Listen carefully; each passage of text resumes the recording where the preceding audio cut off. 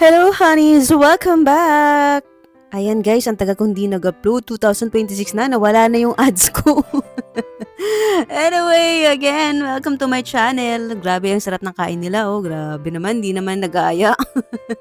So, tatanungin ko sila dito habang kumakain kami kung ano ang prayer. Ito ay prayer edition. Table talk. Ayun. Prayer for me is yung communication ko kay God. So, minsan nagiging ko siya, diary, na hindi sinusulat kundi sinasabi. So, kung nangyayari sa araw ko, yun yung sinashare ko sa kanya. Masaya man yan, malungkot man yan, kahit ano. Basta yun yung pathway ko para makipag-communicate kay God. Yes. Nakasagot na yung dalawa si Ate Jo at si Ma'am Sis. Sis Kim, ano yung prayer para sa'yo? Yun nga, yun din, para communication nga kay Lord. Yung mga hindi mo nasasabi sa Kanya, through prayer, parang yung me time mo sa Kanya. Na minsan yung hindi mo nasasabi sa iba, sa Kanya lang yung communication mo. Kinuha ko na lahat yata. Galing. Ate Aiko, ikaw. Prayer ko kay Lord. Ano ang prayer para sa'yo? Kaya ako, para sa akin na yung banding ko kay Lord. Takbuhan ko pag mayroong maraming hindi ko na kaya yung solusyon. Machismis sa kaya siya. Amen! Meron pa ba no? Gusto pa ba? Ay, ang dami.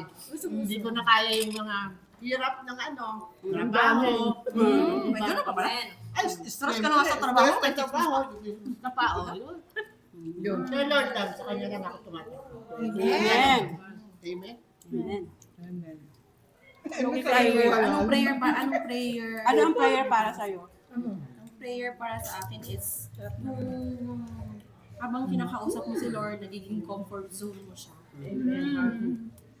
Na parang habang nag-pray ka, umiiyak ka bigla. Parang napapaluha ka na parang ang sarap talagang magsumbong kay Lord. Lahat ng worries mo, malungkot, masaya. Sa kanya na-stress ka na, ganyan. Pero inisip mo kasi iisipin mo kasi yung mga sakripisyo niya para sa akin.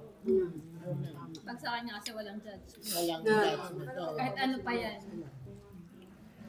Nakasexy na. Sa'yo, sisi.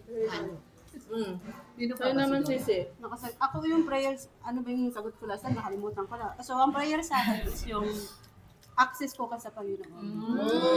So, Yun, tama. To open the gates of heaven ba yun? So, you have to pray. Diba? Kasi si Lord, spirit siya eh. Para, May kanta yan.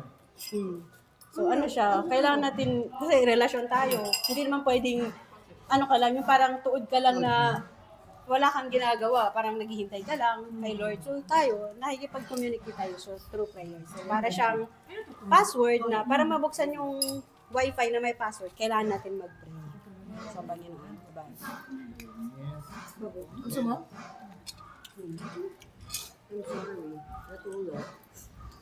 Mariko, ikaw. Ano ang prayer para sa'yo? Ang prayer para sa akin is makikipag-usap kay Lord.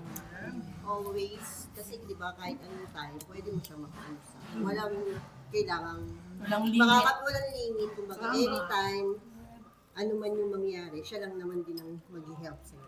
Siya lang din ang tatakbuhan mo. Siya lang ang laging on time na sasagot sa lahat ng mga tanong mo. Hindi man in this time, pero sasagutin at sasagutin.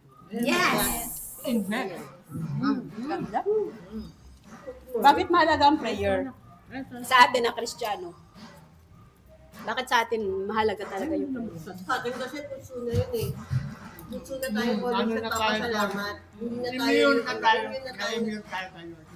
Ayusin mo sa umaga, thank you Lord. Pagkatapos Sa trabaho, thank you Kapag Lord. nalang natin hindi mo ginagawa, no? Parang naging habit mo na siya. Parang ano siya, buhay mo na. Yun na yung routine. Kasi parang pag hindi mo siya nagawa, ay sorry Lord. Kulang, parang kulang siya. Mararamdaman mo rin. In good times and in bad times. Pray. Anak, what do you want? You want to eat? Kahit saan. Kahit anong sitwasyon What do you want pray. here? Tsaka yung prayer, hindi lang siya salita eh. Minsan yung iniisip mo. Diba? Kasi minsan si Lord, so paano nyo nasabi na mahal nyo na si Lord? Paano nyo nasabi na mahal ko na si Lord? Another question? Parang follow-up question, Sisi. Paano nyo nasabi na mahal ko na si Lord? Kasi God loves us, alam naman natin yun. Kailan nyo nasabi na Lord, mahal kita, mahal na kita? Parang, alam mo yun? Kasi since birth, Katoliko kasi ako. So, parang happy-go-lucky ka lang, ganyan. So, parang, iminay, sino ba siya? Parang gano'n. Parang iminay, alam kong may Lord, ganyan. Pero, yung time na nakilala ko na siya, doon ko na napatunayan na Opo nga. totoo pala talaga siya. Totoo yung pagmamahal mo. Ay, kailan mo nasabi na Lord, mahal? Naramdaman mo ng mahal mo na siya. Sa kanya lagi ako umaasa. Naasahan ko sa lahat ng oras, minutes, seconds. Naaasa ko sa kanya. Sadang lagi nasa isip ko. Aray. Galing. Just give me. Kailan mo nasabi na mahal ko na siya, I love you Lord? Yung parang sa puso mo, alam mong mahal mo na siya. Mahal ko na siya. Pagka lahat na inaano ko sa kanya. Sinusodan mo na. Sino-surrender ko sa kanya. Kasi yung surrender meaning ko. You ask for me. Galing na. Surrender. Mamsi. Mamsi ba? Pagkat ko muna, Magdi. Saka muna. At soto. Wala.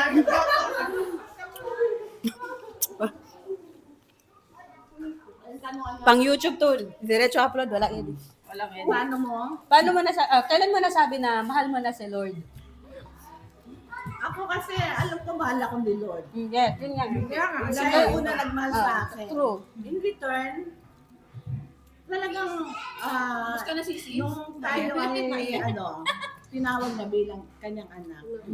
Yung pagsunod sa kanyang mga tagubilin o kanyang mga utos, siyempre, hindi naman natin kayang gawin lahat. We have to, the fear of the Lord is the beginning of wisdom, right? Yes. We have to fear the Lord, we have to obey His commandments. So, hindi naman natin talaga masunod yun, no? By grace, ginagawa natin yung kalooban ng Panginoon. It's, kaya ang tanong, it's a big kailan mo na? Kailan mo nasabi sarili mo mahal mo na si Lord? Yes. All the blessings that we have. How would you say na hindi mo kaya mahalin ang Panginoon? Diba? So, sabi nga, ikaw na, Ate Jo. Kailan mo nasabi na mahal mo na si Lord? Kasi alam naman natin na mahal talaga tayo ni Lord. Kailan ko nag-isip? Kailan mo nasabi? Kailan mo naramdaman? Kailan ko naramdaman? Na mahal mo na si Lord.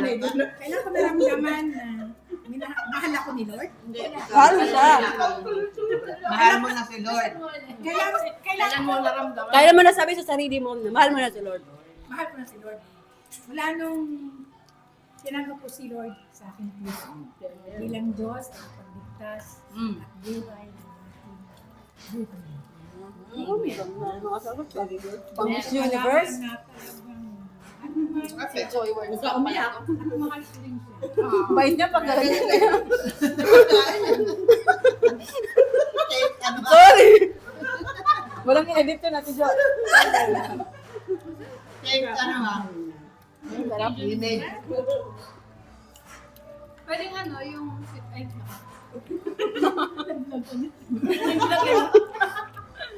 Diretso YouTube, walang edit.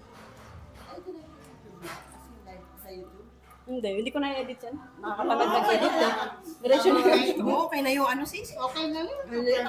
Ano ba lang yung edit-editing eh. Magastos pa yun. Ano yung bahal ba nun? Hindi, na oras. Sa YouTube ba? Pero pag sa Facebook, pwede lang. Kahit siya yun na. Ito na, binalik ko lang Lorenzo. yan yung buo natin. Sarap forever. Sarap. Sarap.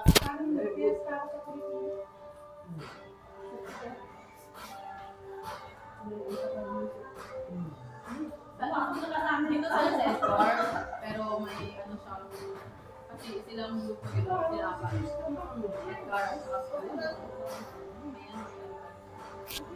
Ano yung tinatanto? Sarap ng kamatis. Ano yung harvest eh? Ikael, magdala yan. Nag-ano siya ni Bay? Nag-ano ba yun? Di ba ba kayo hapon kung tayo? Nangangamat.